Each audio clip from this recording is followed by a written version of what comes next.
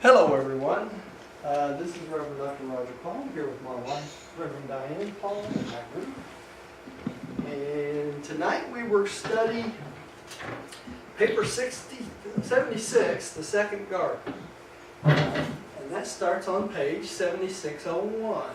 Oh, I'm sorry, page 847.1 in the original book, and it's 7601 as far as the paper goes. Okay, let's have a quick prayer and we'll get started. Father, thank you for bringing us together tonight that we might study this wonderful revelation, and we pray that you'll be with this group tonight, open our hearts and minds that we might share this with others and learn something and remember it. We thank you for the opportunity to serve and the opportunity to learn something new each week. We thank you and give you the praise in your Son's name, Jesus, Michael of Heaven. Amen. Amen. All right, the second garden. Tim, would you like to start us out tonight? Sure, yeah. Kind of bear with me, my throat is kind of sore. Let's see. Paper, yeah. When Adam elected to leave the first garden to the Nodites, unopposed. You know, I think I need to. The third's kind Oh. of. Sorry, y'all. See, unopposed. Says he and his followers could not go west for the Edomites. You know, Roger, I think I'm gonna have to pass on that. Mine been killing me all day. Oh, your Yeah. throat's okay. Millie, would you take that, please? Yes. When Adam elected to leave the first garden to the Nodites unopposed, he and his followers could not go west, for the Edenites had no boats suitable for such a marine adventure. They could not go north. The northern Nodites were already on the march toward Eden. They feared to go south. The hills of that region were infested with hostile tribes. The only way open was to the east, and so they journeyed eastward toward the then pleasant regions between the Tigris and Euphrates rivers. And many of those who were left behind later journeyed eastward to join the Adamites and their new valley home. Okay, let's take a quick picture. This is from the Atlanta Urantia Study Group.org, our website. And this is under the Maps tab. And I just want to show y'all a picture. What we believe is the first garden included part of Cyprus here, and it went all the way to the edge here, all the way to the edge of this area here, right where it says Abla. And basically what they're talking about, they couldn't go north of there because the Nodites were up in this area, okay? And they couldn't go south because of the hostile tribes. They couldn't go west because of the water. To get anywhere, it'd be a long journey across the water. So they went east. So from here east, they'd end up right between the Euphrates and Tigris Valley area. And I believe I have a picture here of where they think the second garden was. Okay. It's on this one here. Caspian Sea, Persian Gulf. Okay, Mediterranean Sea, Syria. I can't even make out where everything is there. Here's the Tigris and the Euphrates. And it would be, this would be the area, this would be Dalmatia, okay? This is where they think Lake Van is, and I think the second garden would have been somewhere in here. Because this right here is definitely, definitely where Dalmatia was, okay? This is considered the land of Nod, and it talks about on the Midware paper, Delman, and that's where that's at. So I just wanted y'all to see that picture. And so let's go back up to this other it's a little bit better, little clearer. And this is where we're talking about. This area, the Persian, down here, the Persian Gulf, not far from would be where Dalmatia was. And the first garden would be in here, and so the second garden would be somewhere between the Tigris and Euphrates here, right? Now right up here is Göbekli Tepe. I never can get that. I was gonna ask about Yeah, it's right up here, and that would be a little bit north of the second garden, okay? that. And that's where I'm speculating that probably where Amadon and Van settled and started teaching, and eventually they migrated to Lake Van, which is right up here, right? The group. So it's kind of interesting. But this is all these places they talk about in the book, the location. This is it talks about that a little bit, in Babylon, you know, where the Babylonians came from. And right down in here would be Delman, close to the original garden. So I thought y'all might like to see that. Oh, Roger, Yeah, the Telepi place, Göbekli Tepe, yeah, that is still between the Tigris and Euphrates, right? right, it is. It's between the Tigris and Euphrates, but I believe it's right up in here, close to like where the R is, if I remember correctly. Let's go back up to where the picture is that's on. Here it is, right here. Okay, so this is Göbekli Tepe, and this is the Tigris and Euphrates right here. These two rivers. Okay, so it's kind of right in between them, and we know that that was north, where they talk about Amadon and Van being, was north of the second garden, so the second garden had to be somewhere in here, right? So, how do we know about Dalmatia? Dalmatia, they explain, they talk about it sinking into the water. And the only place that it could have sunk into the water would be here in the Persian Gulf, where this Fertile Crescent gets flooded constantly, on and off, right? And the first Garden of Eden was right here before it sank. See, Cyprus was part of the first Garden of Eden. Okay, so it's this area between Cyprus and the landmass of Lebanon here. So. And if you go right down from here, this is where Jerusalem and everything is, right? So, kind of interesting, all this stuff happened right in this area. Let me see if I can bring up a picture to show you exactly where Jerusalem is. See, this is Jerusalem here, this is Cyprus, this is the Tigris and Euphrates. So, this is the first, this is Dalmatia down here close to the Persian Gulf that sank, right? And these settlements were from the descendants of the Nadites that moved out of Dalmatia and migrated to the Fertile Crescent. Okay, and they went all the way up to the top of the Fertile Crescent. So this whole area was full of Nadites, basically. Okay, and what we know so much about Jerusalem, this is where Melchizedek came to earth, you know, on the mountain. And that's the same mountain in Jerusalem that Abraham was going to sacrifice his son on, right? And what is that now? It's a mosque. That's also where Muhammad supposedly was lifted up to the seven heavens. So it's kind of interesting how all this stuff overlaps, you know. So this Jerusalem being a holy land, it's a holy land for both the Christians and the Muslims, both. Because the mountain that Muhammad supposedly went up on is the exact same mountain that Melchizedek arrived on, and it's the exact same mound that Abraham was going to kill his son, sacrifice his son on. So it's kind of interesting how much went on in this area in the Middle East. So. I think I need to. Hey, I had a question, Roger. Yeah. The word Adamic. Yeah. I can't seem to find that word in any of the workbooks.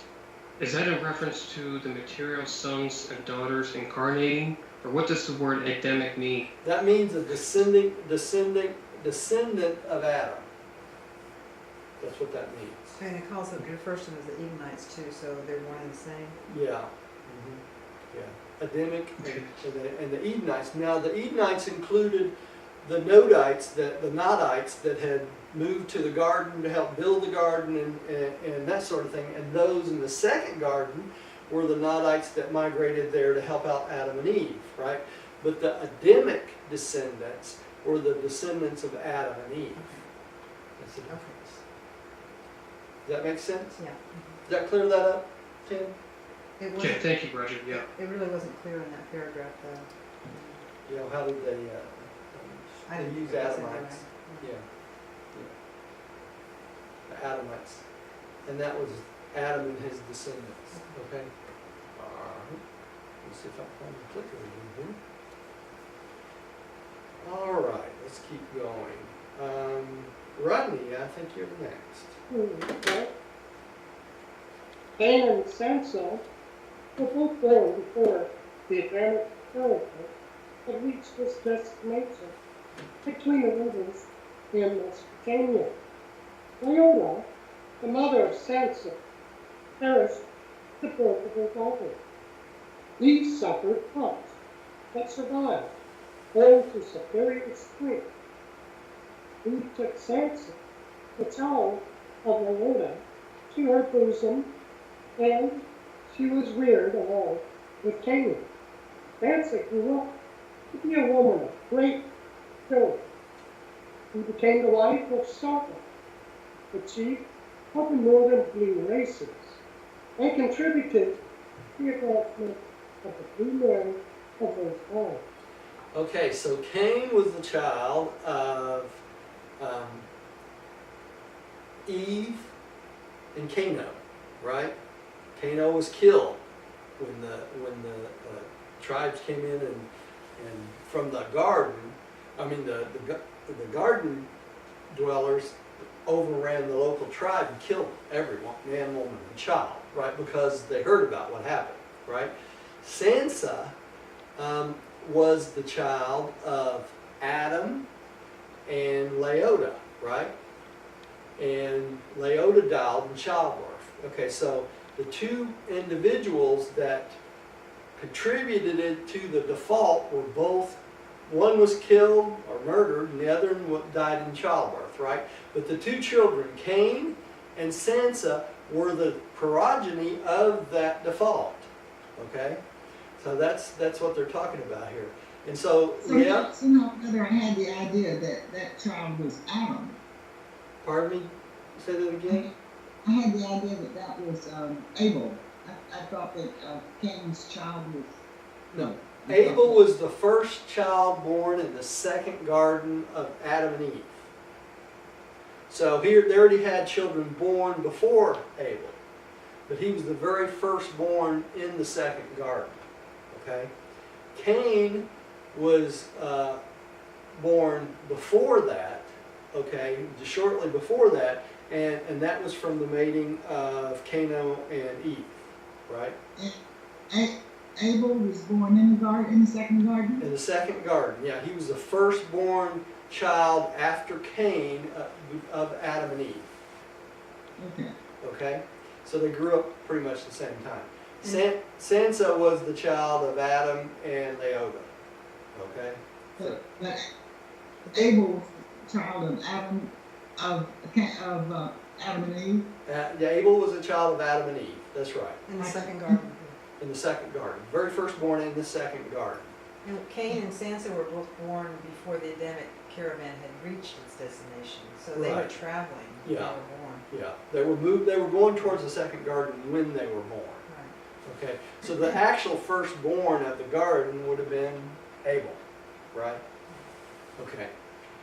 I break that down on that chart too, that's the children of Adam and Eve on this website too. So if you're interested in looking at that, we actually, Tim read it out to us last time. I think it was last time or the time before. Okay, so when Sansa's mother, Leota, died in childbirth, Eve took the child to her breast and raised her along with Cain. Okay? And it's interesting here that Leota had such a hard time in childbirth because she mated with a what? She mated with Adam, which was a superior being, right? He was almost like a Superman. And the same thing with Eve. She normally had no trouble bearing children, but she did have trouble bearing a child of Canaan. So that was the first time she had trouble with childbirth, and it was because she mated with one of the tribes people.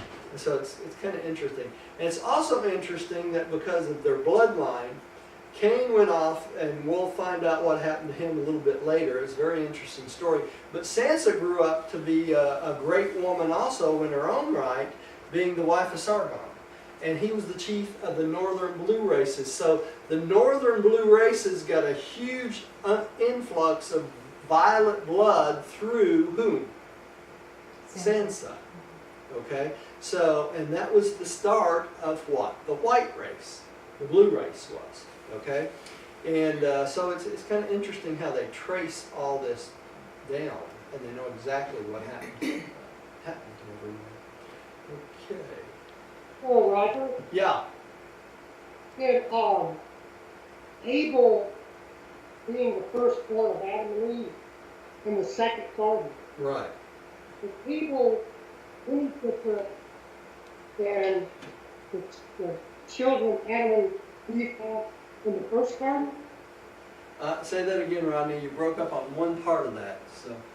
Was Abel any different than the children that Adam and Eve had in the first garden? Not at all. Not at all. He was just like the children of the first garden. No, there was no tree of life. No, there was no tree of life, but they were still considered in the circuit, the heavenly circuits, and that's why Adam's children, all the way up from the first garden and partially into the second garden, lived so long, is because they still had that circuit of light encircuited in them, and that eventually faded away after I think at the third generation. So it's interesting because if Abel would have survived, he would have reared his own progeny, his own children, and they would have been like all the rest of the progeny of Adam and Eve. But he never lived to the point where he had any children. Yeah. It's a shame. Okay, but actually Cain turned out pretty good. You know, it's kind of interesting too because Abel tried to stick with the Nodite traditions of sacrificing animals. That's why he was a herder. Where Cain, even though he was from Cana, turned to agriculture and wanted to give fruits and vegetables and grains and things like that as a token of appreciation, like instead of a sacrifice. So it's kind of interesting that Cain actually had the right idea and Abel did not. So even though Abel was the child of Adam and Eve. So I always think that seems a little backwards. You'd think it'd be the other way around, but that's the way it worked out. Okay, one more question. Yeah. Well, we know that Adam and Eve did not have fatherhood. Did not Have thought of just. have just right. And their children, once they reached 6 years old, could they receive thought adjusters? They actually, Adam and Eve was given thought adjusters after the default, Rodney. In the normal world. Yeah, in the normal world. Now, the thought adjusters would come to those children the first time they had a spiritual thought, or they had a spiritual longing. Not at age 6. The thought adjuster did not start coming at age 6 till after Christ. And when Christ died at Pentecost, that's when the thought adjusters started coming to all humans at around age 6. But Adam and Eve's children, that wasn't the case. They would get their thought adjuster soon as they'd have a spiritual longing or their first spiritual decision. That's when they'd get their thought adjusters. And that may, like for instance, I think it was Cain did not get his until he was in his late teens or early 20s. So it was after the incidents with his brother. He was 18 when he killed. Yeah, yeah, when he killed yeah. Okay, let's go on. Would you take this one, Jim? 1. The Edenites enter Mesopotamia. It required almost a full year for the caravan of Adam to reach the Euphrates River. Finding it in flood tide, they remained camped on the plains west of the stream, almost 6 weeks before they made their way across to the land between the rivers, which was to become the second garden. That's where it tells us where the second garden is, right? When the word had reached the dwellers in the land of the second garden, that the king and high priest of the east garden of Eden was marching on them, that would be Adam, they had fled in haste to the eastern mountains because they were afraid of him, right? Adam found all of the desired territory vacated when he arrived.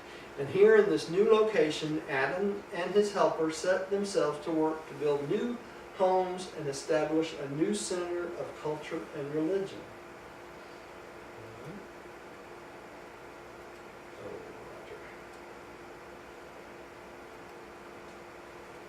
All right. Millie, would you take the next one? Tim, if you decide you want to read something, just chime in that you want to read again, okay? Yeah, let me try to read after Millie. Okay. Here I go. This site is known to Adam as one of 3 original selections of the committee assigned to choose possible locations for the garden proposed by Van and Amadon. The 2 rivers themselves were good natural defense in those days, and a short way north of the second garden, the Euphrates and Tigris came close together so that a defense wall extending 56 miles could be built for the protection of the territory to the south and between the rivers. Okay, let's take a quick look at this. We're talking about a 56-mile bridge between the 2 rivers, right? Wall. Wall, yeah. That could only happen where? Right here. You see that? Right there, where the T is. Or right here. You see that? Exactly. There's only 2 places that's close enough for that to happen. And it said they built it to the south, so it must be down. To the east. Yeah, they went east, so it could be down here, it could be up there. I have a sneaking feeling because it was down here, because that's where most of the population ended up, right? Up here was where Van and Amadon was, right? And we know they were north of the garden.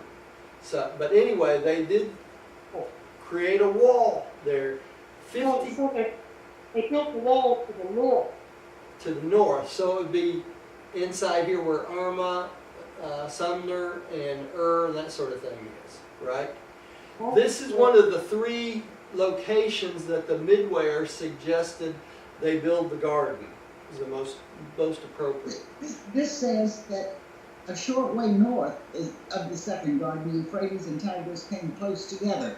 Yeah. So that would be right. That would have to be It'd have to be north. right there. Well, it could be the garden could be they're here. not close together up there at the T. They're close together down at the bottom. Well, that's pretty close together right there too, Millie. Because see, that's the Tigris, and right there's the Euphrates. It's closer down here, but not that much difference. I could tell you the exact mileage, but So if you take this down here, 56 miles would have been about this much right there, and this is the most likely place, is down in the south. That is south though, that's where they Yeah. said the barbarians were. Well, they're talking about the south down this direction. Oh, okay. Here, All down right. close Syrians. to, yeah. Or even there. So we're probably talking somewhere in here. Okay? We don't know the exact location, right? But it's interesting that Gobbletak is right up here too, And that could have been the second garden also, not only Van and Abaddon. So it's an interesting concept. Any way you look at it, we know it's between these two rivers, right? Okay. But wherever it was, they built, whether it was here or down here, they built a 56-mile wall across it.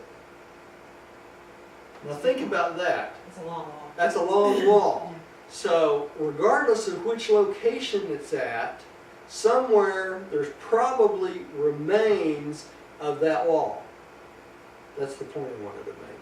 So when things calm down and people get through killing each other out in that area, eventually some archaeologist is going to go out there and find the wall, probably the remains of the wall buried, more than likely. So, Trump liked that. huh? Trump would have liked that. No, he wouldn't. Yeah. But that's the way it is. You know, they talk about even in the location of the first garden under shallow waters is some of the remains of the buildings of the first garden. So a good scuba diver could go out there off this coast and probably discover some of the remains and the concentric circles of the first garden. Well, the wall must be at the top because it says it could be built for the protection of the territory to the south. Right. Between Okay. rivers. Yeah. So it would be at the north end. Yeah, and it would make sense if they went east, like they said, it would have to be in this area right up here, right? Yeah. So, which is exactly in the area. Let's go back a couple maps here. All right. And it's hard to tell from this because it's not as good as a picture. But this is Göbekli Tepe, right? I never can pronounce that for some reason. But if you notice, this is the Tigris and Euphrates. See, the problem with this we don't see is this goes all the way up here this way too, right? So this would definitely be a possibility of a location for Göbekli Tepe. This is 50 miles here. See this 50 miles? So between the two rivers right here would be almost exactly 50 miles. And they say it's to the north, so this would be a perfect location for the garden. That's why I've said before, you know, it's very possible that this was the second garden. Very possible. Yeah. I see that. Very possible. Okay, I don't want to belabor that anymore, but I want y'all to get a feel for the area and what we think it might be. Well, it's all surrounded by mountains too, so I mean, that was the most fertile area to grow crops and, you know. Yeah. It said here the mile extended 56 miles, and that was almost exactly 56 miles between those two. It says built for the protection of the territory to the south and between the rivers, and that's the area that would be there, right? So, and it was this location was one of three of the original ones that Van and Abaddon and the Midwayers came up with. So, I find that kind of interesting. All right, let's move on. Well, I have an important announcement to make. Yes. If our listeners would like to receive a free physical Urantia book in return, you can visit a website called Uversa, the Urantia Sharing Project. And what it is, it's a donation-based. This is amazing. These guys are wonderful. Yeah. What they do is they send free Urantia books in the physical return. It says we send free Urantia books to every part of the world in all major languages, free of charge. All you have to do is send a request for a free Urantia book, click their email, tell us your story, get a free physical Urantia book in return, including your shipping address and cell phone. Don't worry, they're not going to call you and bug you or harass you. And their goal is to have 1 million Urantia books, this great revelation of ours, by May 28, 2030. This is completely free, guys. If you're listening out there, look it up on Google, whatever searcher, and just type in Urantia Uversa, the Urantia Sharing Project, and you can get a free Urantia book. Yeah, Uversa spelled U-V-E-R-S-A. Uversa Press was around for years and years and years during the big battle over the Urantia book. So Uversa Press put out, I think, the first Urantia book after the Urantia Foundation did. But they've been around for years and years. And folks, any of y'all that look at our website, the study version of the Urantia book, there's 3 numbers. The first one is the paper and paragraph. The second one is the page in the original Urantia book. And the third number in the study Urantia book is the Uversa Press number. Is that the one Right, that's this isn't called- Uversa Press though. This is Yeah. called Uversa, the Urantia Sharing Yeah, well, Project. it's the same. It's the same group. They're the ones that put out Uversa, the Urantia book, Uversa Press. So, and I think they issued a cease and desist order on them back in the 70s. Made them stop for a while, and I think after it went, the copy went public domain, they started up again. I think so. Well, the picture that they're holding up are foundation copies. Are they? Yes. Yeah, they must have merged with the people, or the foundation was the people from Uversa Press on it too. So. But I The just reason wanted I to know mention- that, I have a magazine from 1973 that's got a picture of Jesus on the front of it in a spacesuit. And it was put out by Uversa Press. That's why I remember it. It was during the 70s. Anyway, let's keep going. But yeah, folks, if you want to look that website up, it's a good source for a free book if you can't afford one. Okay. Let's keep going. I think, Tim, did you say you wanted to read this one? That's correct. It says, after getting settled in the new Eden, it became necessary to adapt crude methods of living that seemed desirable to the well and stepping first. Nature was once again taking its course. Now were the Adamites compelled to wrest a living form, unprepared soil, and to cope with the reality in the face of the natural hostilities and incompatibilities of mortal existence. They found the first garden partially prepared for them, but the second had to be created by the labor of their own hands and in the sweat of their faces. Okay, that's where this quote comes from in the Bible, in the sweat of their own faces. That's where that's from. Okay, so the second garden had not been prepared took them 100 years to prepare the first garden, right? Second garden, they just showed up and nothing was prepared, so they had to go from scratch and do everything themselves, right? It's a big difference. All right, now we move into Cain and Abel. All right. Rodney, would you take the next one? Number 2, Cain and Abel. Less than 2 years after Cain's birth, Abel was born, the first child of Adam and Eve to be born in the second garden. When Abel grew up to the age of 12 years, he elected to be a herder. Cain had chosen to follow agriculture. Okay, so that's where they tell us, right? The 2 boys went 2 different directions. Now in those days it was customary to make offerings to the priesthood of the things at hand. Herders would bring of their flocks, farmers of the fruits of the fields. And in accordance with this custom, Cain and Abel likewise made periodic offerings to the priest. The 2 boys had many times argued about the relative merits of their vocations, and Abel was not slow to note that preference was shown for his animal sacrifices.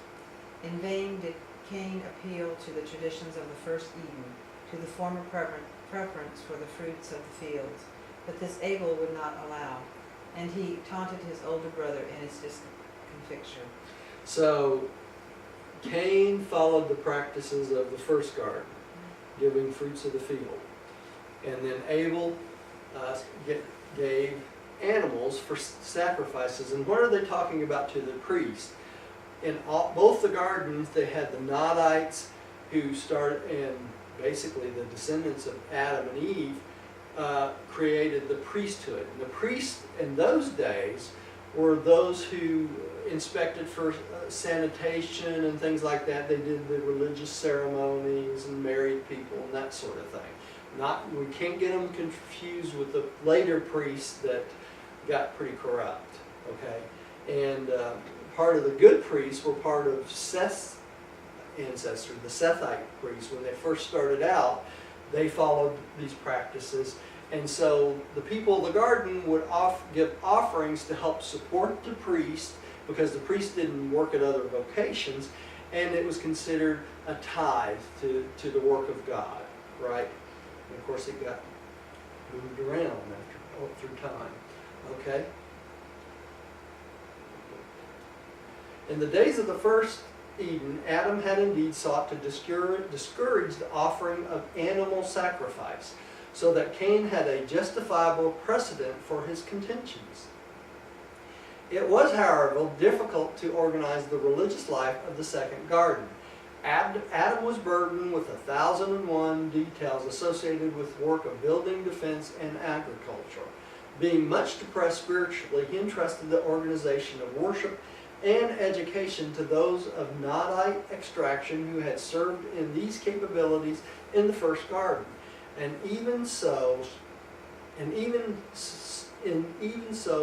short a time, the officiating Nodite priests were reverting to the standards and rulings of pre-Adamic times, which was what?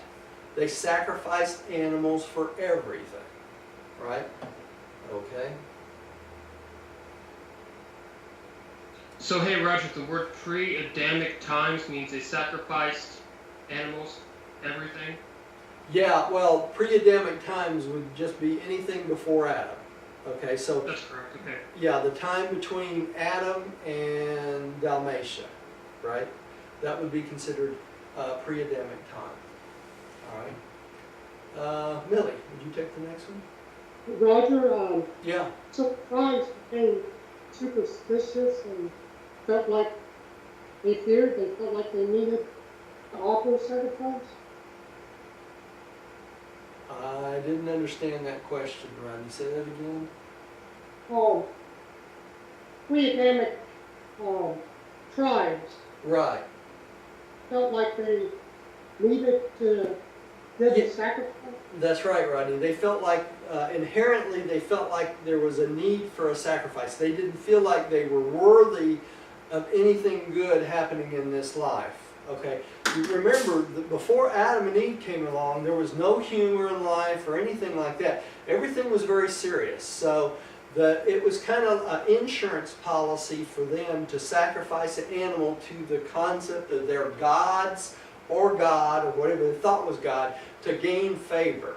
They didn't realize that didn't affect anything, but it was a superstition, so it kept going on, and it still went on all the way down to the time of Jesus. And after Jesus, Paul convinced everyone that Jesus was the ultimate sacrifice, so it still is going on even today. People still believe that Christ was sacrificed for their sins because of this guilt, inside guilt they have. And it's a superstition, just like everything else. Okay. Who's up? Millie? Millie, would you... We've got cat fights going on here today. Go ahead.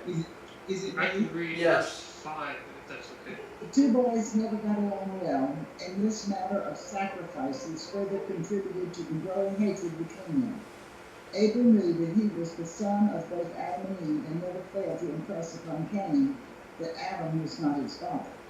Cain was not pure violet, and his father was of Nodite race, later admixed with the blue and the red man, and with the aboriginal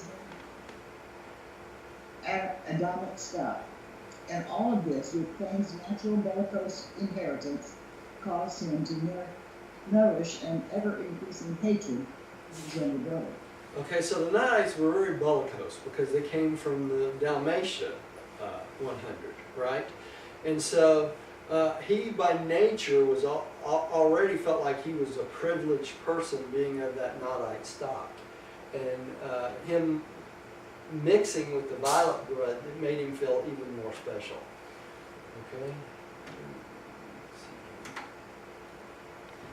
Hey Roger, I can read verse 5 if you'd like. Okay, go ahead, please. The boys were respectively 18 and 20 years of age when the tension between them was finally resolved. One day when Abel's taunts so infuriated his bellicose brother that Cain turned upon him and wrath and slew him. So he got mad, lost his temper, and killed him. Okay? And we've all been that mad at one Oh, time. yeah, and Right Abel now. provoked him too. Yeah, he provoked him. So we can kind of relate to this. This is a clay tablet, I think it is, of Cain turning on Abel and killing him. All right? And this is another. Okay. Rodney, would you take the next one, please? The observation rate conduct establishes the value of environment and education as factors of character development. Abel had an ideal inheritance, and heredity lies at the bottom of all character. But the influence of an inferior environment virtually neutralized this magnificent inheritance. Abel, especially during his younger years, was greatly influenced by his unfavorable surroundings. He would have become an entirely different person after to be 25, 30. His superb inheritance would then have shown itself, while a good environment could not contribute much toward really overcoming character handicap of a base heredity. A bad environment can very effectively support an excellent inheritance, at least during the upper years of life. Good social environment and proper education are indispensable skills and atmosphere for getting the most out of good inheritance. So, even though Abel had a superior character and development, because of his environment, he did not come to full fruition of that. And what they're saying is if he would have made it to 25 or 30, because of his inheritant character traits and that sort of thing, he would have pulled out of it and turned out to be a very useful human. But because his brother slew him, because he killed him before that period of time, he never got the opportunity to do that. And that happens to many young people. You know, they grow up in a really bad environment around very bad influences. And even though they have good characteristics, those bad influences take over their life. You know, and we see that even today with many young people, for sure. You could probably preach a whole sermon on that. All right. Here. The death of Abel became known to his parents when his dogs brought the flocks home without their master. To Adam and Eve, Cain was fast becoming the grim reminder of their folly, and they encouraged him in his decision to leave the garden. Because they were constantly seeing him, it reminded them of their own default, both of them. So, and this is a picture of his death becoming known when the dogs come home without him.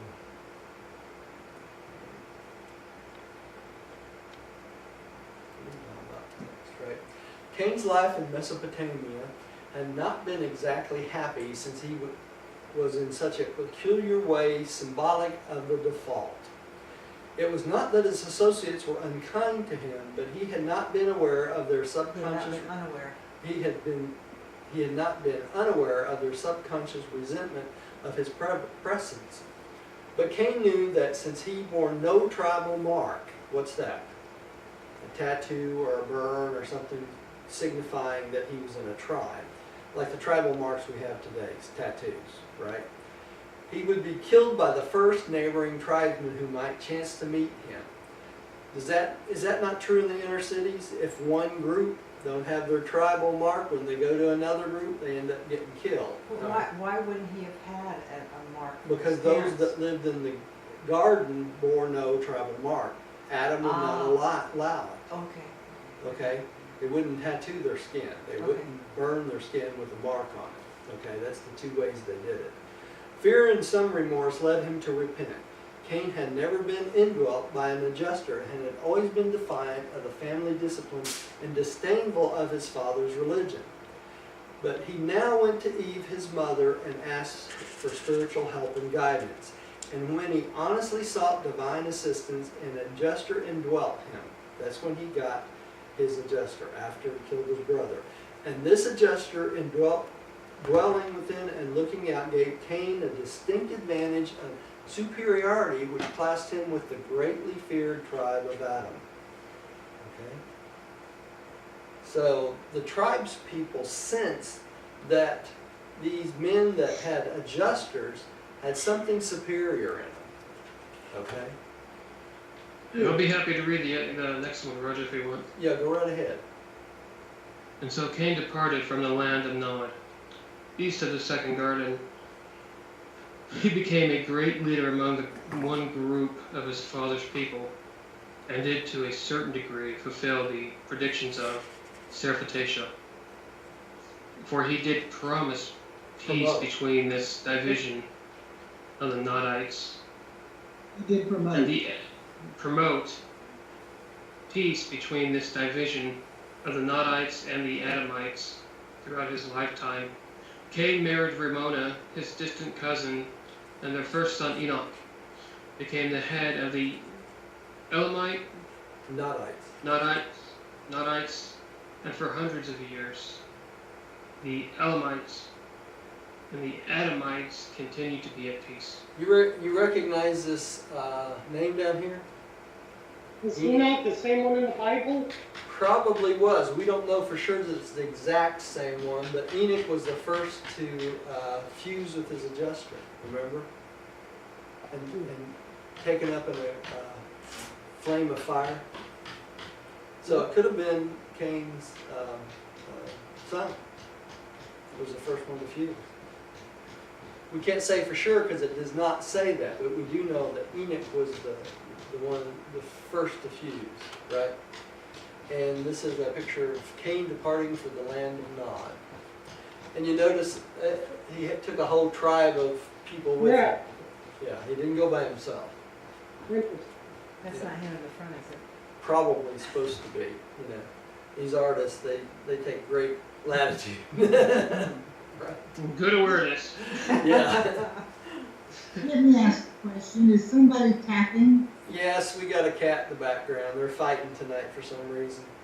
I hear a tap, tap, tap. I don't know if it's at my house or your house. Pardon me? How do we what? I keep hearing a tap, tap, tap, tap, tap, and I don't know if it's at your house or my house. No, it's at our house. I know, when I hear your Yeah. cat's meow, I think it sounds like it's ours, but, you know. See, when I'm doing the meetings, I can't down and get my squirt gun and squirt them. So You can't yell at them. yes. Okay, Billy, I think you're up. Number 3. Life in Mesopotamia. As time passed in the second garden, the consequences of default became increasingly apparent. Adam and Eve greatly missed their former home of beauty and tranquility, as well as their children who had been supported eventually. It was indeed pathetic to observe this magnificent couple reduced to the status of the common flesh of the realm, but they bore their diminished estate with grace and fortitude. So remember, before they got to the second garden, all those children that chose to went back to Edentia, right?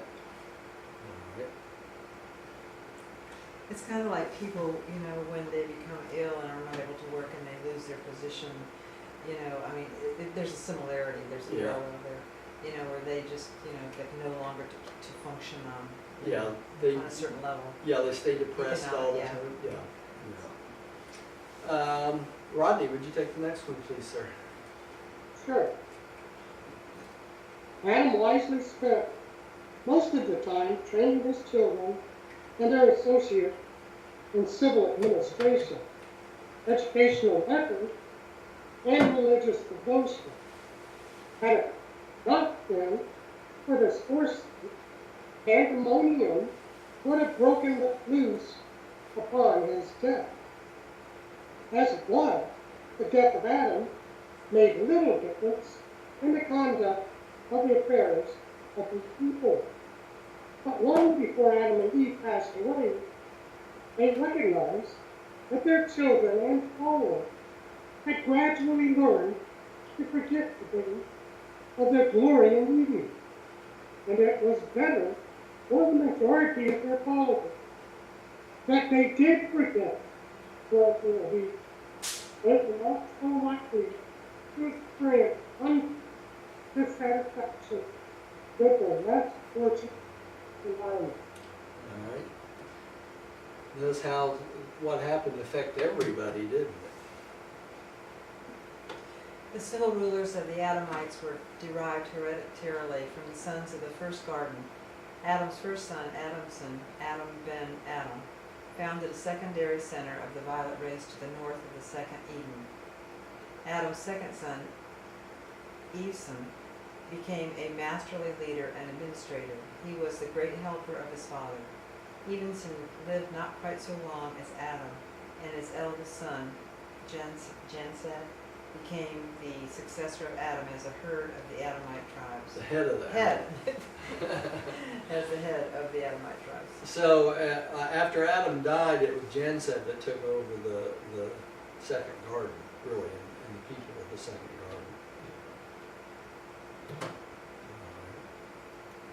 The religious rulers or priesthood originated with Seth, the eldest surviving son of Adam and Eve, born in the second garden.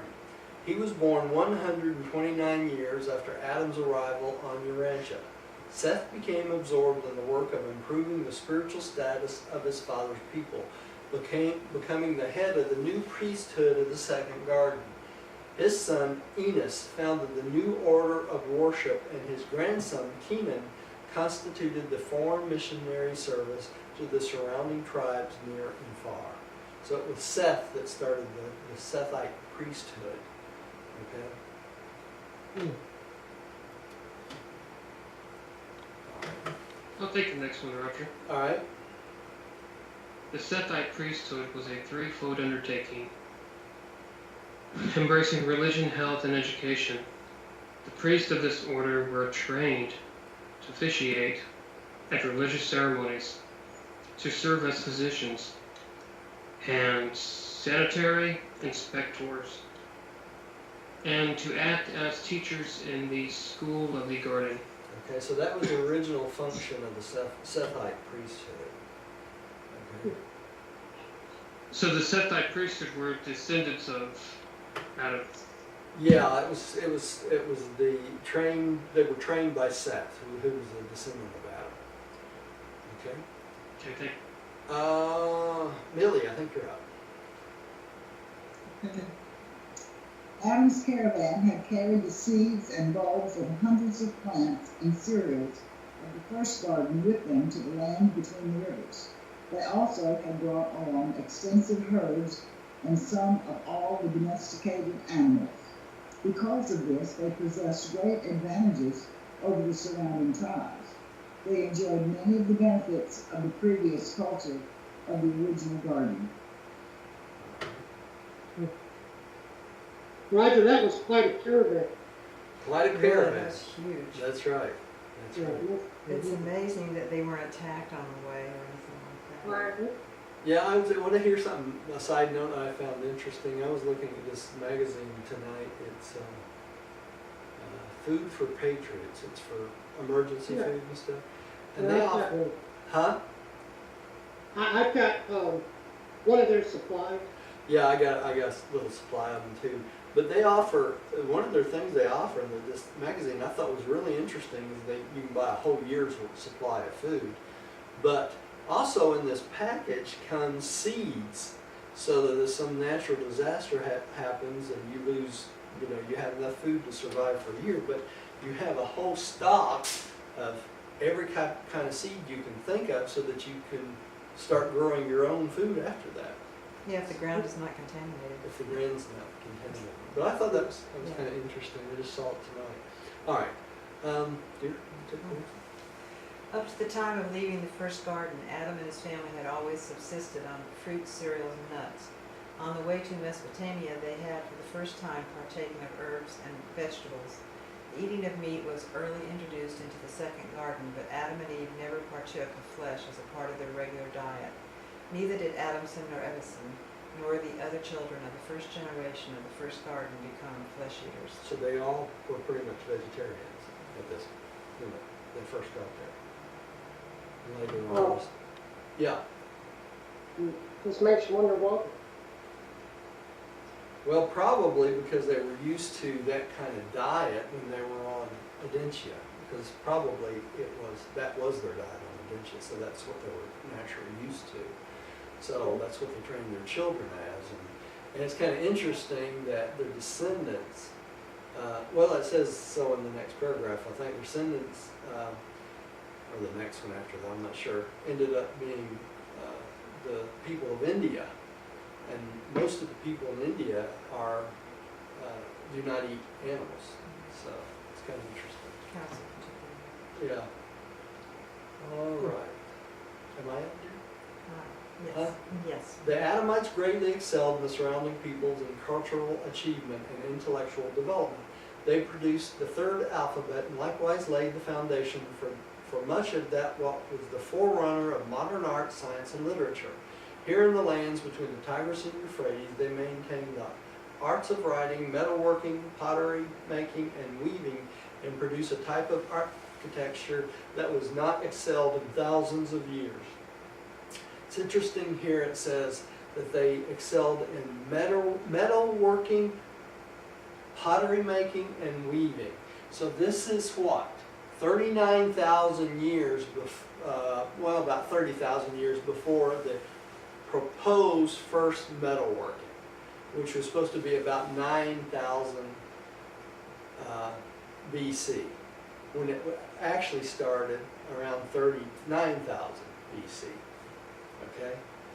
And they'll tell you that on some shows up there in history and stuff, so. We watched Nova last night, and Nova dealt with that a little bit, because they Yeah. had the medallions and things that were made by metal. Yeah. Metal. And they thought it was, what, 8,000 years ago? Something like that, Yeah, yeah. Okay, this is the glazed terracotta tile, and this is about 875 to 850 BC, and it's of the Asuryan kings. And here it says, in the lands between the Tigris and Euphrates, the Adamites maintained pottery making, and this was what, 39,000 years ago, not 875 to 850. Okay? I thought that was kind of interesting. All right, and this is an excavation of the archaic Ashtar temples of Ashur, which is one of those areas down we were looking at earlier, unearthed numerous objects of the inventory which illustrate the manner in which shrines of this period were furnished and equipped. And it goes on and talks about other things, but I thought it was kind of, yeah, you're not going to see that too. All right. Who's up next? Really? Millie? Would you take the next one, please? I think it's Tim. Oh, it's Tim. I'm sorry, Tim.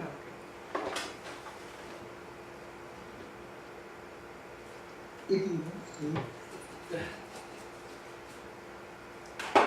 He's playing. Tim, are you out there? He may have went to get something to drink or something. Go ahead, Millie. Okay. The home life of the Violet peoples was, for their day and age, ideal. Children were subjected to courses of training in agriculture, craftsmanship, and animal husbandry, or else were educated to perform the threefold duty of Shia, Sethite.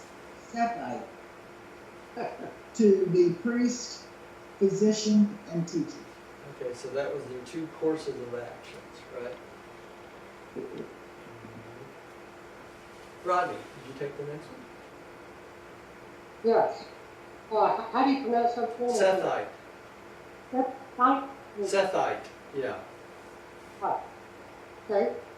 And when thinking of the Sethite priesthood, do not confuse those high-minded and not teachers of health and religion, those who educate, with the priests and commercial priesthood of the later tribes of surrounding nations. Their religious concept of history and the universe were advanced and more or less accurate. Their health provisions were, for their time, excellent, and their methods of education have never since been surpassed. So they were doing a pretty good job then before the priests became corrupt, didn't they? Fourth, the violet race. Adam and Eve were the founders of the violet race of men, the ninth human race to appear on Urantia. Adam and his offspring had blue eyes, and the violet peoples were characterized by fair complexions and light hair colors, yellow, red, and brown. Isn't that interesting? And that is the descendant line which they believe Jesus came from, and that's probably why Jesus is always depicted as a light brown-haired man, between yellow and brown. And we know that Eve was a blonde, sandy blonde, right? Which is kind of not the way she's portrayed in most things anyway. So Roger, I got a question. Yeah.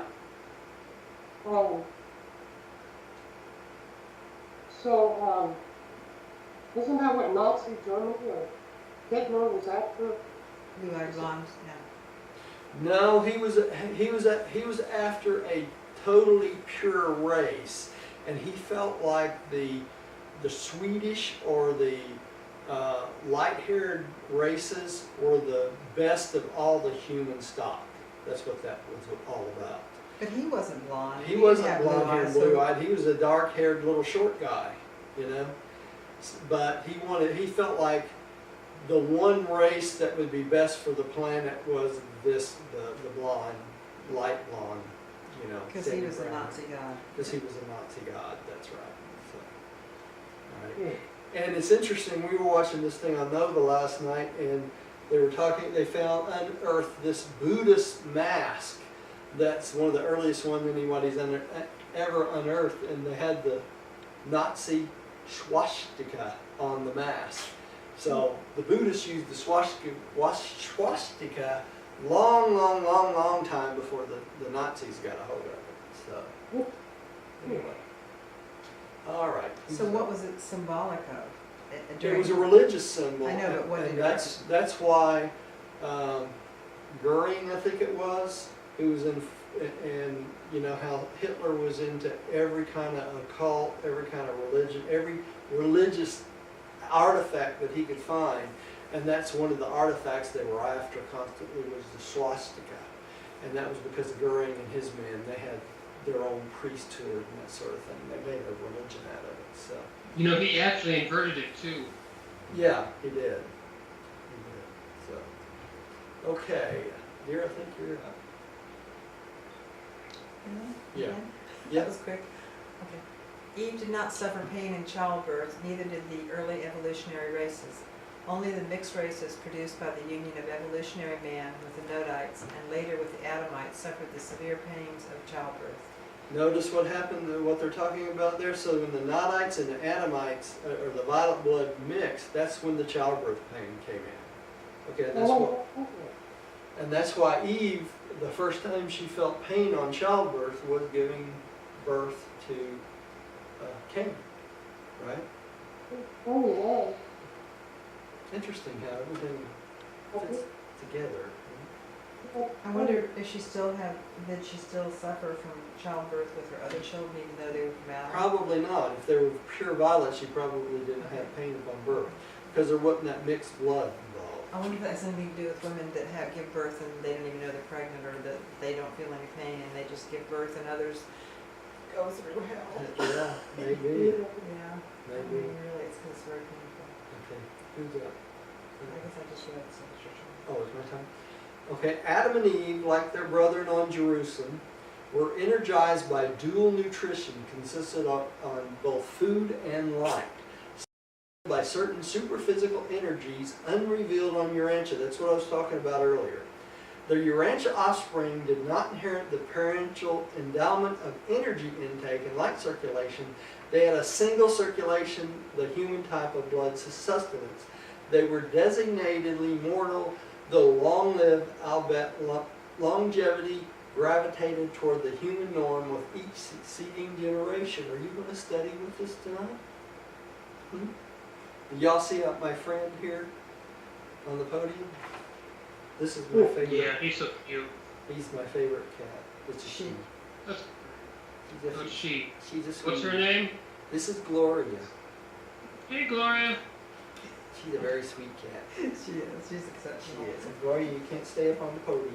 You're blocking Papa. So go on down. Okay.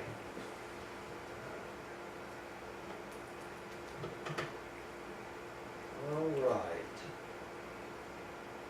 Oops. Pin that over there. Tim, would you like to take the next one? Yeah.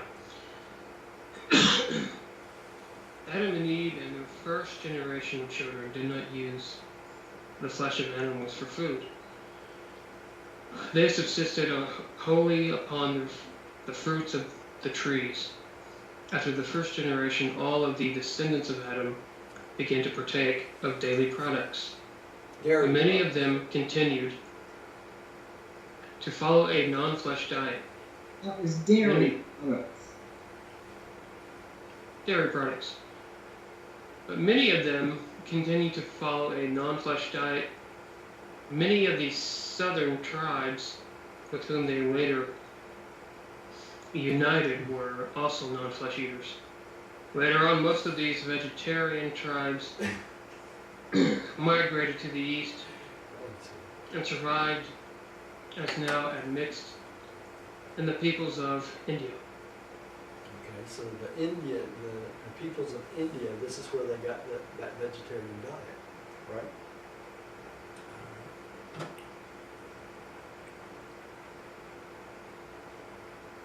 Both the physical and spiritual visions of Adam and Eve were far superior to those of the present-day peoples.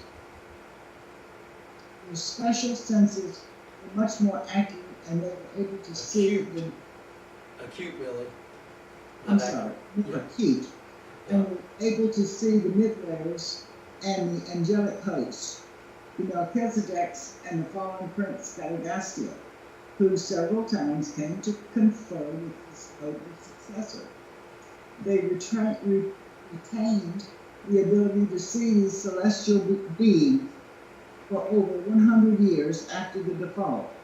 These special senses were not so acutely present in their children, and tended to diminish with each succeeding generation. So the first 100 years after they left the garden, they could see the celestial beings, basically, and after that, they lost the ability to see that over time. So, and I wonder sometimes if that's not why we cannot see them, because of the default, too. So it's kind of interesting. Rodney, would you take the next one, please? The Adamic children were usually just turned 12, since they are all possessed undoubtedly. Let's start over here. The Adamic children were usually just turned 12, since they all possessed undoubted survival capacity. These superior offspring were not so subject to fear as the children of evolution. So much of the fear persists in the present day races of Urantia because your ancestors received so little of Adam's life plasma, owing to the early miscarriage of the plans for racial physical coupling. Okay. So most of the children, because they were of violet blood, already had an indwelt survival capacity, unlike some of the tribes, So that's why they're talking about they eventually all become adjusted indwelt. as they got older.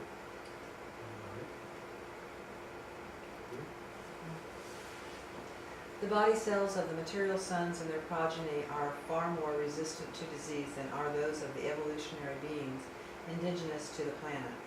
The body cells of the native races are akin to the living disease-producing microscopic and ultramicroscopic organisms of the realm.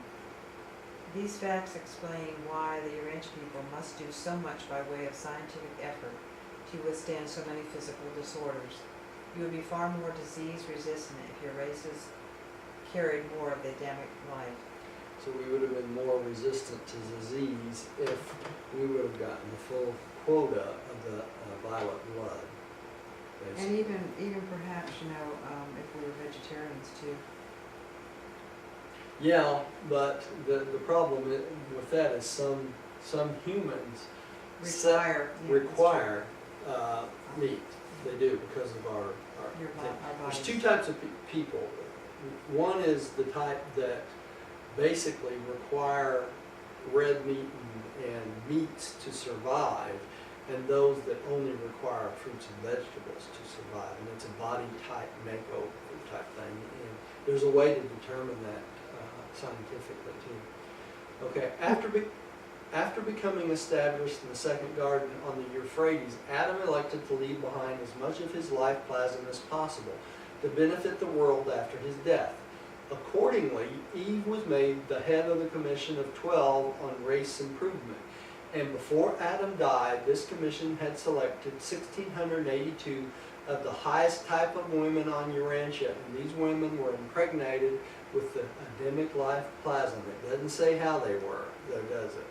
Their children all grew up to maturity except 112, so that the world in this way was benefited by the addition of 1,570 superior men and women.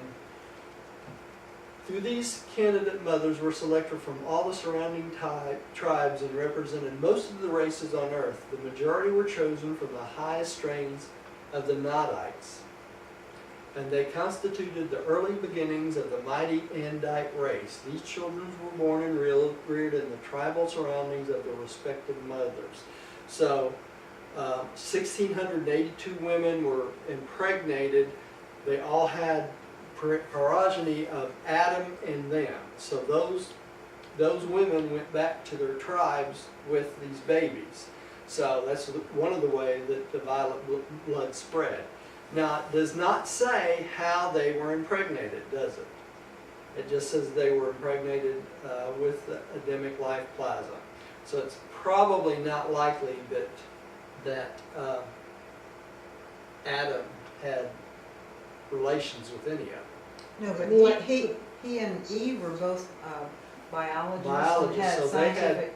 Yeah, they had knowledge how to do that. And see, I thought kind of that because they had so many children that perhaps that's what they were doing was like, having, That's Yeah. too instead- big.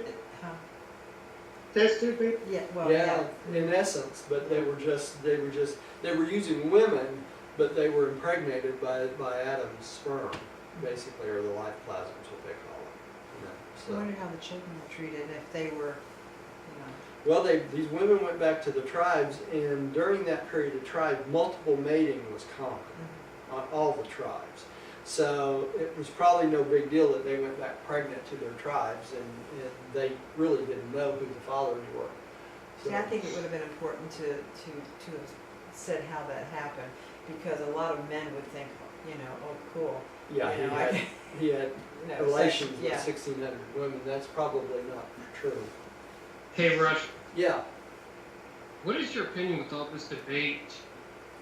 Vegetarianism versus meat eating.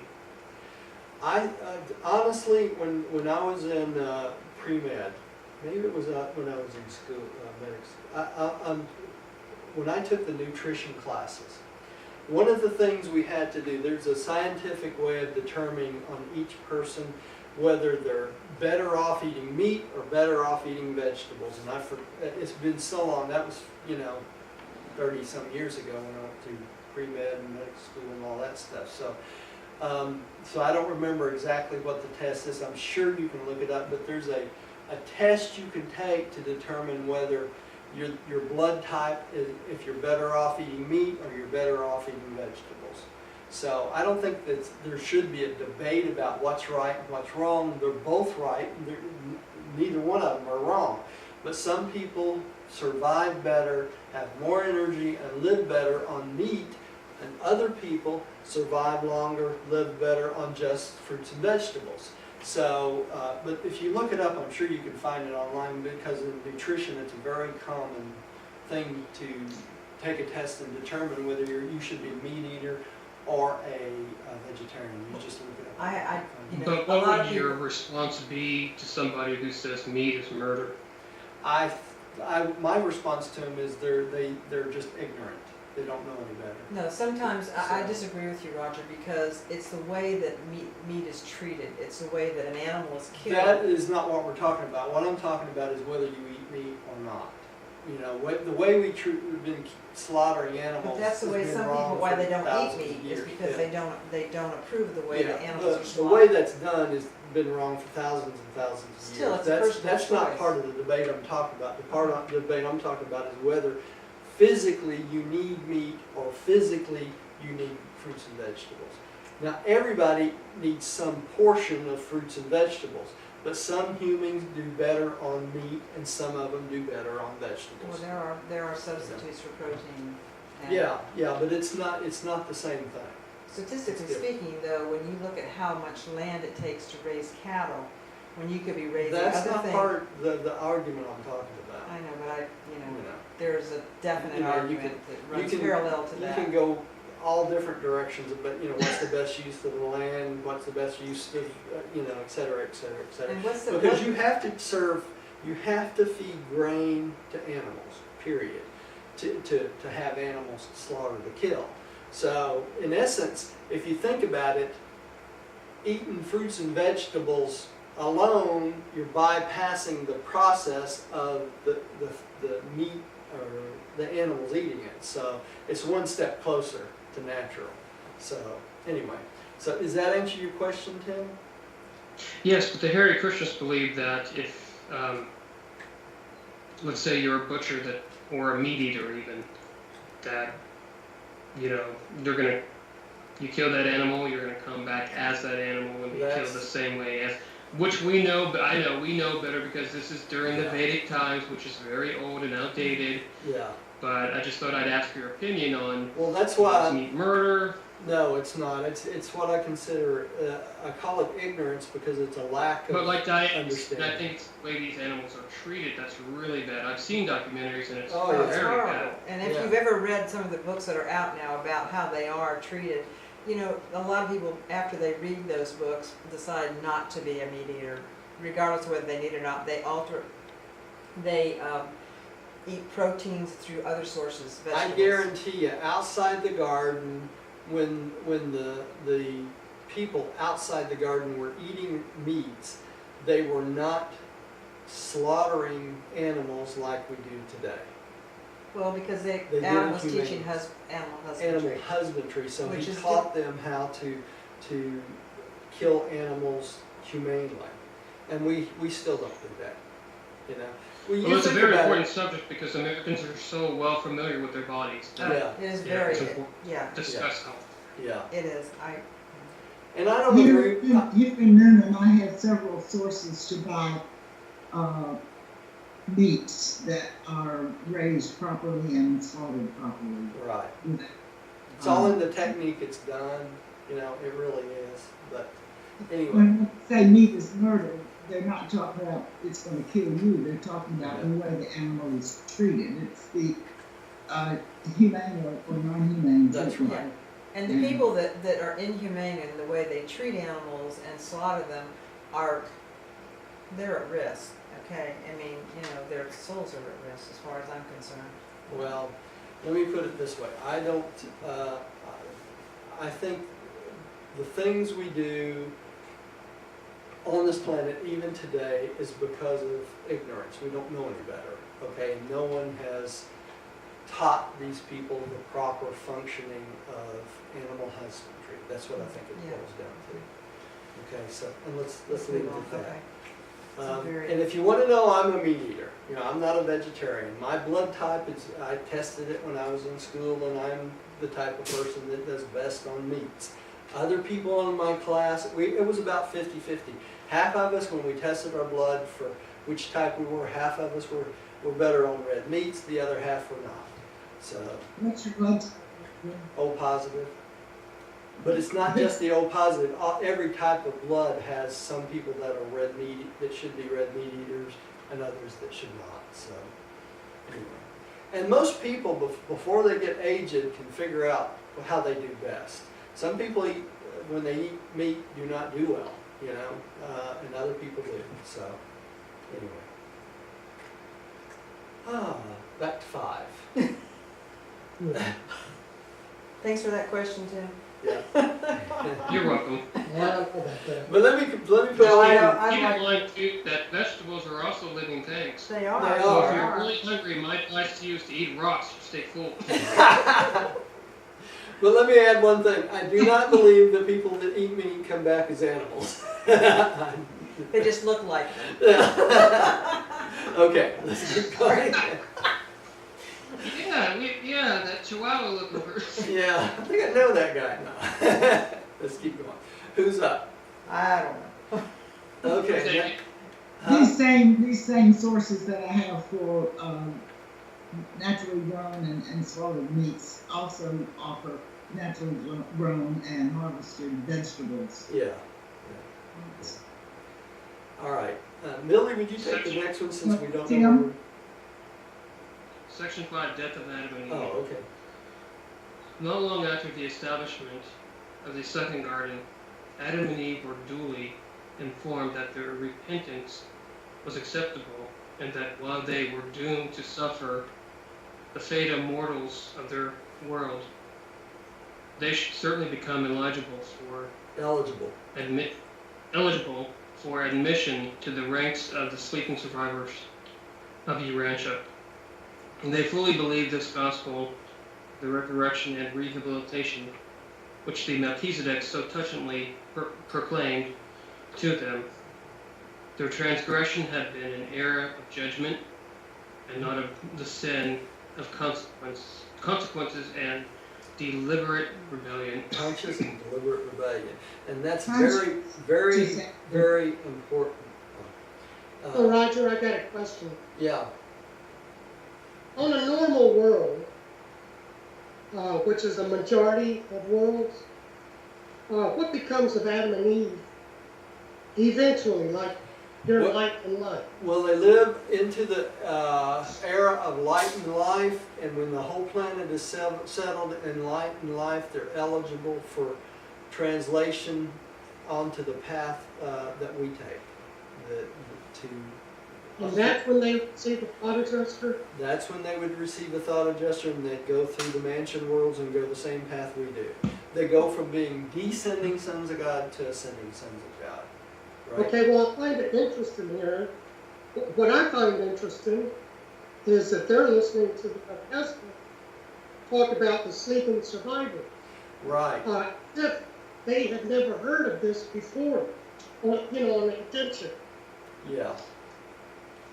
Well, Hey, Roger. yeah, because they did not know the technical process of there were 2 ways to leave the planet. When you died, you either left after 3 days. If you've reached the 3rd psychic circle, you go on to the mansion worlds after 3 days. The sleeping survivors are those who are asleep until the next resurrection. Okay, and that's a group resurrection. And they say somewhere in here how many resurrections there have been, like 42 or 44 resurrections up to this time. So it says in this paper somewhere, I forget the exact number, but it will come on, I'm sure. But And hey, they probably weren't trained about how the sleeping survivors were awakened and taken on to the mansion worlds. That wasn't their concern. Go ahead, Tim. are the sleeping survivors just related to Urantia mortals, but isn't it based on other individuals on other planets? Every planet goes through this. There's 2 classes of people that leave the planet when you die. You either leave on the 3rd day, your guardian angel transports your soul on the 3rd day to the first mansion world. If if you've not reached that point, then you'll be awakened as a sleeping survivor on the next millennial resurrection. And that's a group resurrection where thousands and thousands and thousands of beings are resurrected at the same time. Okay, if you want to read about this, it's paper 30, section 4. There you go. Okay? And notice here it says, they fully believed in the gospel. What's the gospel? The truth of the resurrection and rehabilitation, right? So, Yeah, it doesn't seem quite fair that they would have to stay, Adam and Eve would have to stay on the planet until light and life. that's their whole purpose in coming to the planet, though, is to to be literally the father and mother of the entire planet. Which is quite something, Yeah. but still, if we're here for like 95 years, and then, we go on to the mansion world, Mhm. and that's where we start our, Well, it's like it's Adam and Eve have to wait all that time to go, but they must move so quickly through the mansion worlds that they yeah, go, it's no consequence. yeah, absolutely no consequence, Yeah. which they did, I mean, even when they went. Yeah, plus the fact we have everything as a time consciousness of our lifetime, which is very, very, very, very, very short, right? And Adam and Eve, coming from Adentia, they were alive hundreds of thousands, maybe millions of years on Jerusalem before they came to this planet. So time to them is of no essence whatsoever. It's just like the midwares. To the midwares being on this planet, this is their home, because that's all they know is indefinite time. Where we have a very definite time sense, because we know we're going to die within a few hundred years anyway. So. But Roger, that's what I'm saying. Adam and Eve lived so very long on Adentia before leaving for a planet Right. that they know very well how the system works. Yeah, they know perfectly how the system works. So. But why were they interested in what the Melchizedek was telling them? Well, because they went from being promised a future, right, as a descending son of God, to a questionable future because of their default. And that's why they talk about, Okay. yeah, they talk about their repentance had been accepted. In other words, they were Yeah. brought back into the fold of eternal sons, right? That's why we're faith sons of God. We're not guaranteed life past this life. The only way we get that guarantee of life after this life is what? Faith. It's a belief. So that's why they call us faith sons of God until we fuse with our adjusters on the mansion worlds. It's by faith you are saved, not by anything else. It's your faith that gets you to the mansion worlds. That's why Jesus taught everyone over and over again, it's your faith that saves you. By faith ye are saved. Remember that from the New Testament? That's what they're talking about. We become faith sons of God, and so when we make that decision that we're going to survive, we become faith sons of God, that we're sons of God, and we will awaken on the mansion world. Make sense? Yes, Roger. Okay, let's move I on. learned something that day that I thought was interesting. That you need to have imagination in order to have faith. You do. You It's do. a prerequisite. Yeah, if you can't imagine surviving, you can't survive. The same thing with belief. Yeah. You have to have imagination. That's right. That's right. That's why it's so important with our children to fuse the imagination in children. It helps Yeah. them build a character for their adulthood, right? So play's important. It's very important. Yeah. Okay, let's keep moving. Who's up? I've lost track of How about you? you. Rodney. Well, I just read. Oh, did you? Okay, well then Millie's up then.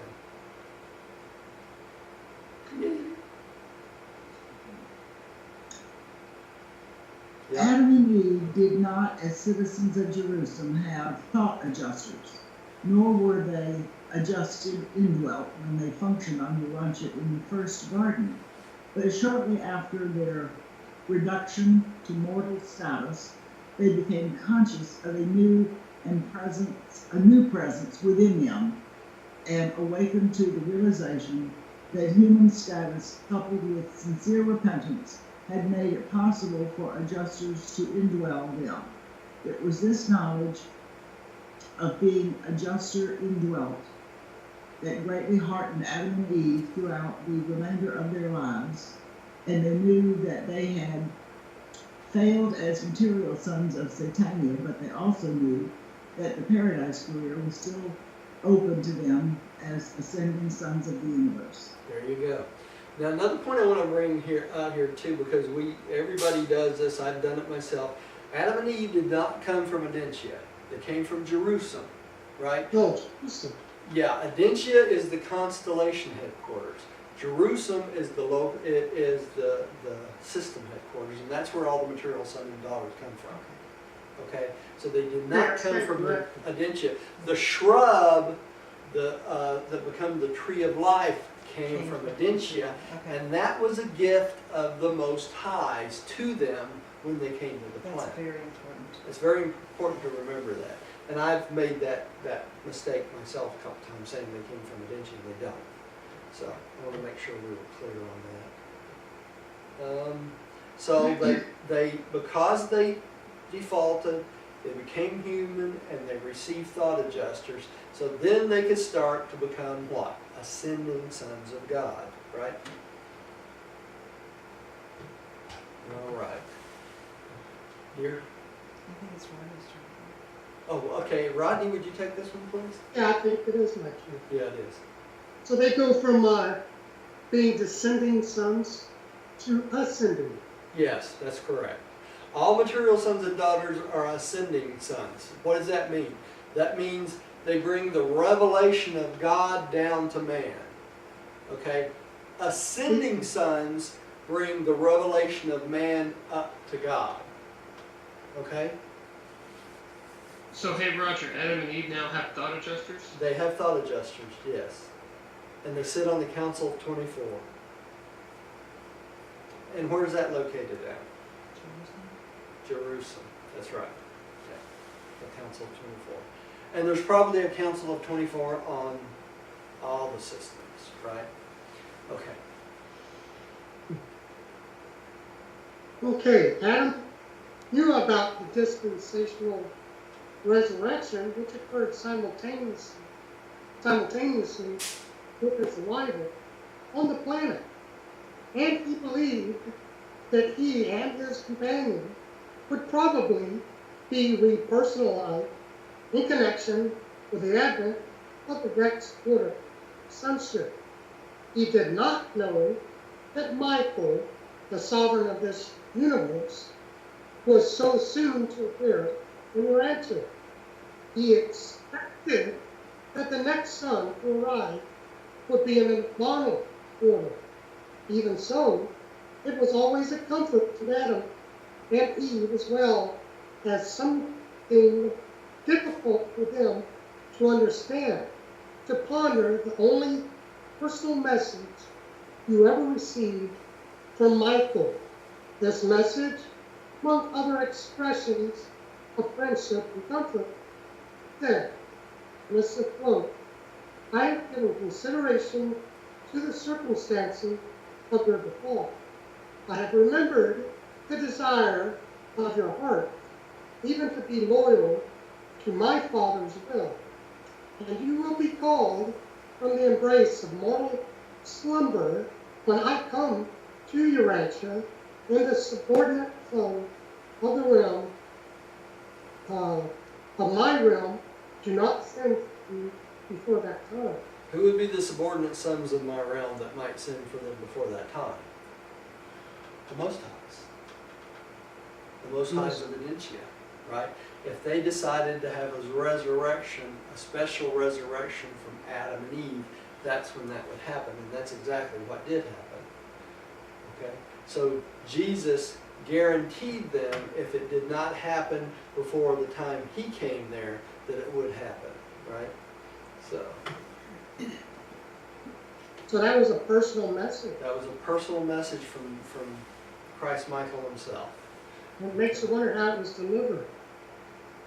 Oh, that was, I think that was the message that was delivered when they came to pick up the children, but I'm not sure. Oh, right. Well, probably actually after they were assured that they were not in default. Yeah, yeah. From the Melchizedek. Yeah, I would think anyway. And this was a great mystery to Adam and Eve. They could comprehend the veiled promise of a possible special resurrection in this message, and such a possibility greatly cheered them, but they could not grasp the meaning of the intimation that they might rest until the time of the resurrection associated with Michael's personal appearance on Urantia. And so the Edenic pair always proclaimed that a Son of God would sometime come, and they communicated to their loved ones the belief, at least the longing hope, that the world of their blunders and sorrows might possibly be the realm whereon the ruler of this universe would elect to function as the paradise bestowal son. It seemed too good to be true, but Adam did entertain the thought that strife-torn Urantia might, after all, turn out to be the most fortunate world in the system of Satania, the envied planet of all Nebadon. And it did. Hmm. Okay. The other thing I want to mention here before we get off of this too is when you're in this resurrection sleep, it's as if time does not exist. You ever go to sleep and you wake up the next morning, you feel like you hadn't slept at all and you just went to sleep? That's what it would be like. Okay, it's instantaneous.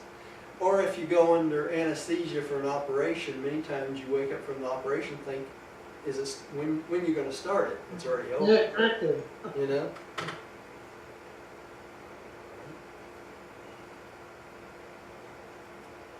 Okay, Adam lived for 530 years. He died of what might be termed old age. His physical mechanism simply wore out. The process of disintegration gradually gained on the process of repair, and the inevitable end came. Eve had died 19 years previously of a weakened heart. They were both buried in the center of the temple of divine service, which had been built in accordance with the plan soon after the wall of the commonwealth had been completed. And this was the origin of the practice of burying noted and pious men and women under the floors of the places of worship. So all those priests, you know, that are buried under Catholic churches, that's where it started. Okay? Always a reason for everything, I guess. Tim, would you take the next one, please? We're going to make it through the thing. The super mature government of the Urantia under the direction of the Melchizedeks continued. But direct physical contact with the evolutionary races had been severed. From the distant days of the arrival of the corporeal staff of the planetary prince down through the times of Ban and Amadon to the arrival of Adam and Eve, physical representatives of the universe government had been stationed on the planet, but with the Edenic default, this regime extending over a period of more than 450,000 years came to an end. And the spiritual spirits and angelic helpers continued to struggle in conjunction with the thought adjusters, both working heroically for the salvage of the individual, but no comprehensive plan for far-reaching world welfare was promulgated to the mortals of earth until the arrival of Melchizedek in the times of Abraham, who with the power of patience and authority of a son of God did lay the foundations for the further uplift and spiritual rehabilitation of unfortunate Urantia. So that was the sever of the celestial government with human contact on the planet, right? Until this revelation. You know, and we really did not have contact. It was totally different, right? It's the thought adjuster. Okay. Millie, would you take the next one? Misfortune has not, however, been the sole lot of Urantia. The planet has also been most fortunate local universe of Nebadon. The Urantians should count it all gain if the blunders of their ancestors and the mistakes of their early world rulers so plunged the planet into such a hopeless state of confusion, all the more compounded by evil and sin, that this very background of darkness should be so appeal to Michael of Nebadon that he selected this world as the arena wherein to reveal the loving personality of the Father in heaven. It is not that Urantia needed a creator son to set its tangled affairs in order. It's rather that the evil and sin on Urantia afford the creator son a more striking background against which to reveal the matchless love, mercy, and patience of the Paradise Father. And that's very important. Yeah, that tell you what, that you can't ask for a more loving paradise son than the one we have. That's just all there is to it, right? Okay, Rodney, would you take the next one?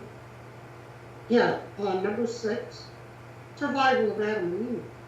Adam and Eve went to their total rest with strong faith in the promise made to them by the Melchizedeks that they would sometime awake from the sleep of death to resume life on the mansion worlds all so familiar to them in the days preceding their mission in the material flesh of the violent race of Urantia. So they were already familiar with all the mansion worlds then, weren't they? They did not long rest in the oblivion of the unconscious sleep of the mortals of the realm. On the third day after Adam's death, the second following his reverent burial, the orders of Lanaforge, sustained by the acting Most High of Adentia, and concurred in by the Union of Days on Salington, acting for Michael, were placed in Gabriel's hands, directing the special roll call of the distinguished survivors of the Adamic default on Urantia. And in accordance with this mandate of special resurrection, number 26 of the Urantia series, Adam and Eve were repersonalized and reassembled in the resurrection halls of the mansion worlds of Satania, together with 1,316 of their associates in the experience of the first garden. Many other loyal souls had already been translated at the time of Adam's arrival, which was attended by a dispensational adjudication of both the sleeping survivors and of the living qualified ascenders. Okay, so this was number 26, that's the number I couldn't think of, 26 of the Urantia series. This is the 26th special resurrection of sleeping survivors. So this had happened 26 times before. Okay, so who knows how many's happened since then to up through now. Okay, and it's attended by a dispensational adjudication of both sleeping survivors and the living qualified ascenders. That's those who went on when they came to get the children.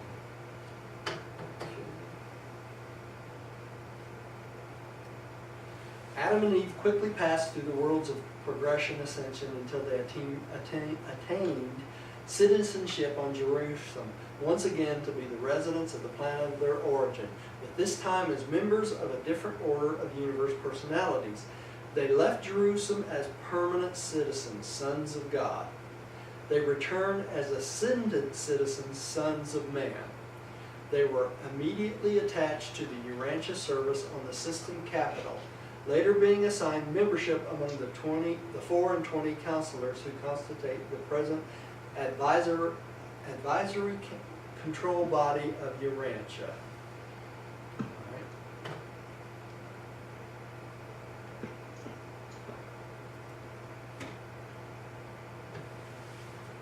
Okay, Tim, you want to do the last one?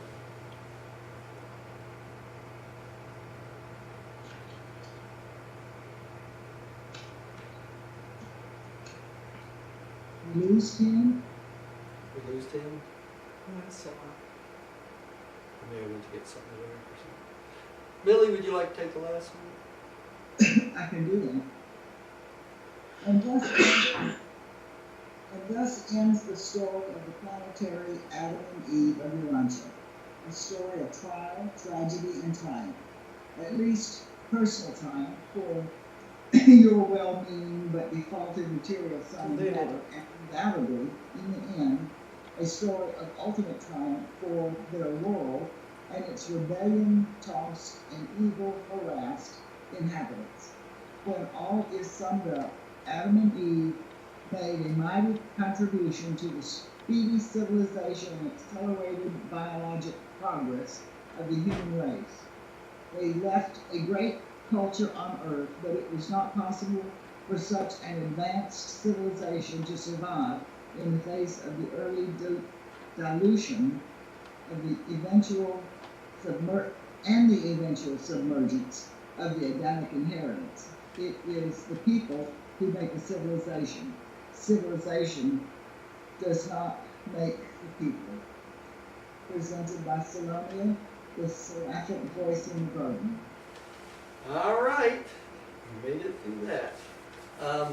So they're summing up this, basically is stating that they did succeed somewhat in their missions quite a bit. So, and that it's the evil and the submergence of the people and the tribes after that that has brought it down, you know, really.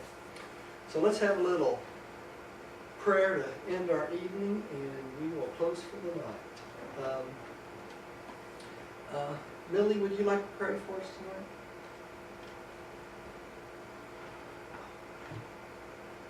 Still I'll on? pass tonight. Oh, okay. How about you, Rodney? Would you like to pray for us? Sure. Heavenly Father, we are so very thankful for this opportunity to meet once again in order to study this fascinating revelation that has been given to us. And Father, we pray that we might be more enlightened with this information and that we may better understand it so that we can share these truths to other people, that they might understand it as well. And Father, we also pray for our elected officials and judges at this time, that they make the right decisions during these troubled times. And in all this, we give thanks that the will be done. Amen. Amen. And thank you for joining us at home. Please come see us again. Next week, we will be studying the Midway creatures. Very interesting paper. So come see us.